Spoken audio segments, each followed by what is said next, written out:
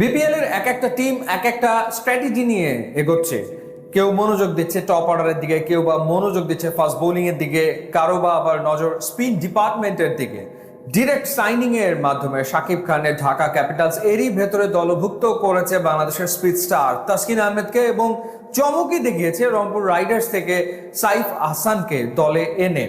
এবার তারা বিদেশিদের দিকে মনোযোগ দিচ্ছে এবং সেই ক্ষেত্রে আলোচনা চলমান জেসন রয়ের সাথে, ইংলিশ ক্রিকেটার যিনি লাস্ট সিজনেও ঢাকা ক্যাপিটালসের হয়ে বিপিএল এ খেলেছেন, তবে মাত্র দুটি ম্যাচে তিনি মাঠে নেমেছিলেন। এই সিজনেও জেসন রয়কে পাওয়ার ব্যাপারে আশাবাদী শাকিব খানের ঢাকা ক্যাপিটালস। জেসন রয়ের পাশাপাশি ঢাকা ক্যাপিটালসের নজর পাকিস্তানি ক্রিকেটার উসমান খানের দিকে। বিপিএল এ উসমান খানও খেলেছেন এবং সেঞ্চুরি রয়েছে তার বিপিএল এ। সো উসমান খানকেও তারা আসলে দলভুক্ত করতে চাইছে, তার সাথেও আলোচনা অনেক দূর এগিয়ে গেছে। তো সেই ক্ষেত্রে একেই তো সাইফ হাসান টপ অর্ডারে থাকছে, তার সাথে যদি জেসন রয় থাকে এবং যদি উসমান খান থাকে তাহলে তাদের টপ অর্ডারটা বেশ শক্তপোক্ত হয়ে যায়।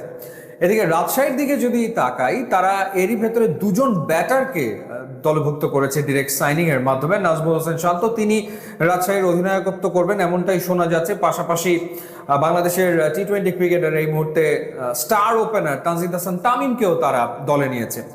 এবার যেটা শোনা যাচ্ছে যে রাজশাহী ওয়ারিয়র্স তারা আর এক পাকিস্তানি ওপেনারের দিকে নজর দিয়েছে, সাহিবজাদা ফারহান। এশিয়া কাপে আমরা তার ব্যাটিং দেখেছি, ভারতের এগেনস্টে এক্সেলেন্ট ব্যাটিং করেছেন। ট্যালেন্টেড ক্রিকেটার, কোনো সন্দেহ নাই, হাতে বিগ হিট রয়েছে, বড় শট তিনি খেলতে পারেন। সো সাহিবজাদা ফারহানকেও আসলে দলভুক্ত করতে চায় রাজশাহী ওয়ারিয়র্স। পাশাপাশি আর এক শ্রীলঙ্কান ক্রিকেটার পাথুম নিশাঙ্কা, তাকেও নাকি রাজশাহী ওয়ারিয়র্স দলে নিচ্ছে। সো সেই ক্ষেত্রে আপনি এই চারজন দিয়ে তো অনায়াসে একটা 1 2 3 4 মানে top and middle order batting set করে ফেলতে পারেন, যেখানে তানজিদ তামিম রয়েছে, তার সাথে যদি সাহিবজাদা ফারহান ওপেন করেন, এরপরে হয়তো বা প্রথম নিশাঙ্কা 3-এ ব্যাট করলে 4-এ ব্যাট করবেন নাজমুল শান্ত। তো তার মানে তারা সবার আগে যেটা করেছে টপ অ্যান্ড মিডল অর্ডারটা কি হবে সেটা তারা চিন্তা করে প্লেয়ারদেরকে রিক্রুট করছে। সো এখন পর্যন্ত এই দুই দলের এই চারজনের ব্যাপারে আওয়াজ শোনা গেছে, অনেক দূর কথা এগিয়ে গেছে, তাদের খেলাটা প্রায় নিশ্চিত আসলে হয়ে গেছে।